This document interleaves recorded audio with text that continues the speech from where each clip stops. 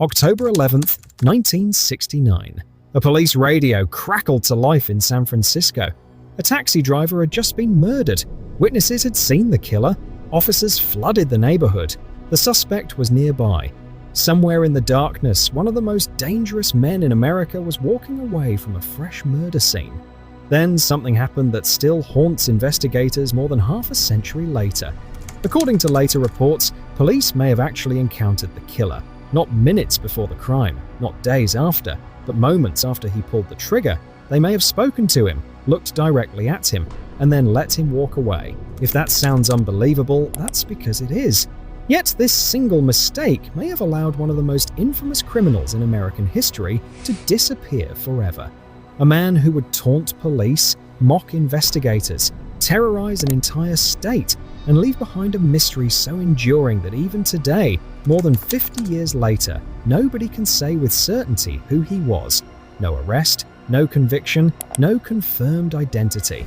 Only cryptic letters, strange symbols, unsolved ciphers, and a trail of violence that turned an unknown killer into a legend.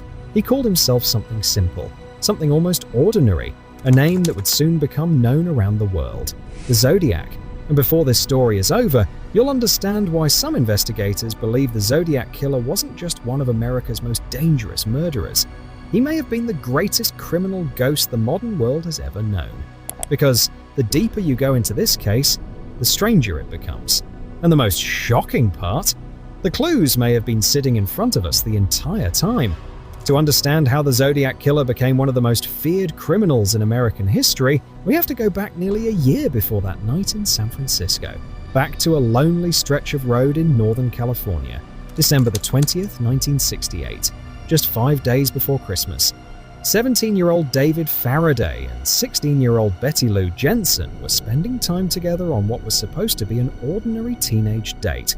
Like countless young couples before them, they drove to a quiet area known as Lake Herman Road. It was isolated, dark, and far away from the noise of the city. For most people, it was just another road. But before the night was over, it would become the scene of a crime that investigators would spend decades trying to understand. Sometime after 11 p.m., another vehicle arrived. What happened next remains unclear. There were no surviving witnesses, no security cameras, no recordings, only evidence left behind in the darkness. David Faraday was shot and killed near his vehicle. Betty Lou Jensen attempted to run. She never got far. She was struck multiple times and collapsed in the darkness. The killer disappeared. No robbery, no obvious motive, no suspect. At first, investigators believed it was an isolated crime, a tragic but ordinary double murder. What they didn't know was that this was only the beginning, and 7 months later, the killer would return. July the 4th, 1969. While Americans celebrated Independence Day with fireworks and family gatherings, another young couple parked their car near Blue Rock Springs Park. 22-year-old Darlene Ferrin and 19-year-old Michael Mageau were talking inside their vehicle shortly after midnight. Then another car pulled into the parking area. At first, nothing seemed unusual. The vehicle stopped, then left. A few minutes later, it came back. This time, the driver stepped out. Michael Mageau later recalled seeing a bright flashlight pointed directly into the car. For a brief moment, he believed it was a police officer. Instead, the man raised a handgun and opened fire. Bullets shattered the windows. The attack lasted only seconds, but the damage was devastating. Darlene Ferrin was mortally wounded. Michael Mageau survived despite suffering multiple gunshot wounds. And then something happened that transformed this case from a local murder investigation into a national mystery. Less than an hour later, a man calmly called police. His voice showed no panic, no emotion, no hesitation. He reported the shooting, then casually admitted responsibility for another crime. The murders on Lake Herman Road. The caller hung up, just like that. Investigators suddenly realized they weren't dealing with a random killer. They were dealing with someone who wanted recognition, someone who wanted credit, and someone who clearly intended to kill again. But what happened next was even stranger. 3 weeks later, newspapers across Northern California received nearly identical letters. The author claimed responsibility for both attacks. To prove he was telling the truth, he included details that had never been released to the public, details only the killer could know. But the letters contained something else, something that would make the Zodiac famous around the world. A cipher, a coded message. The killer challenged readers to solve it, and then he made an extraordinary promise. He claimed the code contained his identity. Naturally, the public became obsessed. Teachers tried solving it, students tried solving it, police departments tried solving it, newspapers printed updates. The entire region was captivated. Eventually, a school teacher and his wife managed to crack the code. But instead of revealing the killer's name, the message revealed something far more disturbing: his mindset. The writer described murder as something he enjoyed. He spoke about killing in a cold, detached manner, and he suggested that his victims would somehow serve him in the afterlife. Investigators were horrified, but they also noticed something else. The code never actually revealed his identity. It was as if the killer had intentionally misled everyone, and that became a pattern. Every time investigators thought they were getting closer, the Zodiac moved further away. Soon after, another letter arrived. For the first time, the writer introduced himself, the Zodiac, a name that would soon become synonymous with fear. And as newspapers published his messages, the Zodiac gained exactly what he wanted: attention. Millions of people now knew his name, but the Zodiac wasn't finished. In fact, his most terrifying attack was still ahead. September 27, 1969, Lake Berryessa. Unlike his previous crimes, this attack happened in broad daylight. The lake was busy, people were relaxing, boats moved across the water, families enjoyed the afternoon sunshine. Everything seemed normal. Then a young couple noticed a man approaching. At first, he looked harmless, but as he got closer, they realized something was terribly wrong. The man was wearing a black executioner's hood, covering his face. On his chest was a symbol, a crosshair-like design, the same symbol that appeared on the Zodiac's letters. The sight was terrifying. This wasn't a spontaneous killer. This was someone creating an image, a character, a nightmare. The hooded man approached the couple and claimed he was an escaped convict. He demanded money and a vehicle. Then he tied them up. For a moment, they believed they were being robbed, but that wasn't his plan. Moments later, he pulled out a knife. What followed was a brutal attack that shocked even experienced investigators. The Zodiac then calmly walked away. Before leaving, he wrote a message on the victim's vehicle, listing the dates of previous murders. It was his signature, his way of claiming ownership, his way of announcing that he was still out there. And now he had proven something terrifying. He could strike anywhere, at any time, using any method he wanted.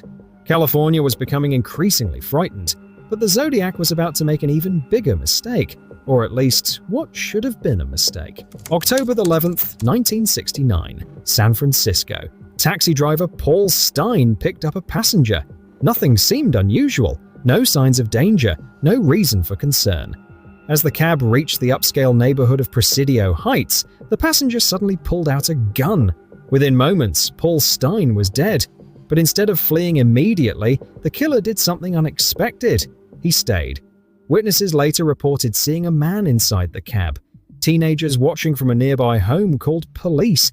For the first time, investigators had eyewitnesses. For the first time, they had a detailed suspect description. For the first time, it seemed possible that the Zodiac might finally be caught. Then came one of the most infamous mistakes in criminal history. Due to a communication error, responding officers were reportedly given the wrong suspect description. As police searched for the wrong individual, the real killer walked away. Gone. Vanished. Just like that. Days later, the Zodiac sent another letter. Inside was a piece of Paul Stine's shirt. Proof that he was the killer. Proof that he had escaped. And proof that he knew exactly how badly he had embarrassed law enforcement. The Zodiac wasn't just committing murders anymore, he was playing a game. And he seemed to be winning. Over the next several years, letters continued arriving. Some contained cryptic messages, others included bizarre threats, some referenced bombs, others mocked investigators directly. Every new letter generated headlines, every message reignited public fear, and every communication raised the same question: who was this man? Police investigated countless leads, thousands of tips poured in. Suspects came and went, but one name repeatedly surfaced: Arthur Lee Allen. Allen quickly became one of the most discussed Zodiac suspects in history.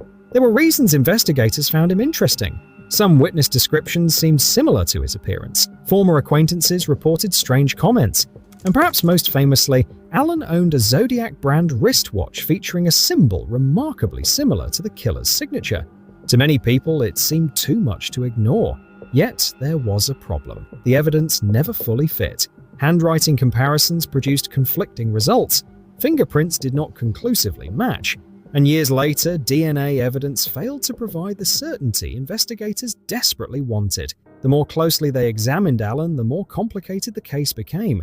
Was he the Zodiac? Or was he simply a suspicious man caught in the spotlight of history? Even today, people continue debating the answer, and that highlights the greatest challenge of the Zodiac investigation. Every promising clue seems to come with a contradiction.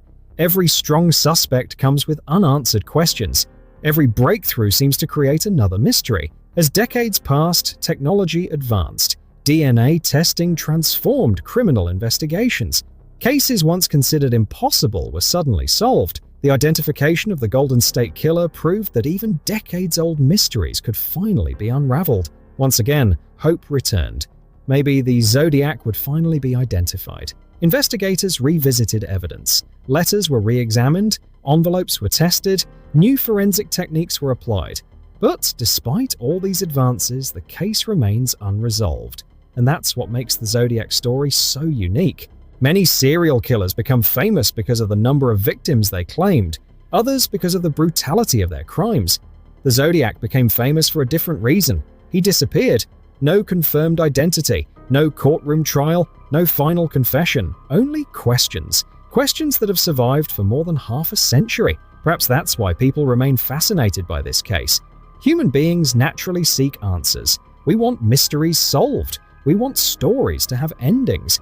The Zodiac case refuses to provide one. Somewhere behind the letters, the ciphers, the headlines, and the endless theories was a real person. A man who blended into ordinary life so successfully that he managed to avoid identification for decades. A neighbor, a co-worker, a customer, a stranger passing unnoticed through everyday life. And that's perhaps the most unsettling possibility of all. The Zodiac wasn't hiding in some distant place. He may have been hiding in plain sight. Today, more than 50 years later, investigators continue searching for answers. Researchers continue studying evidence. Amateur detectives continue examining clues. And families continue hoping for justice. Because despite everything we know about the Zodiac Killer, one mystery remains untouched: his identity. The man who terrorized California. The man who taunted police. The man who turned fear into a form of entertainment. Who was he? And how did he manage to disappear without a trace? More than half a century later, the world is still waiting for the answer.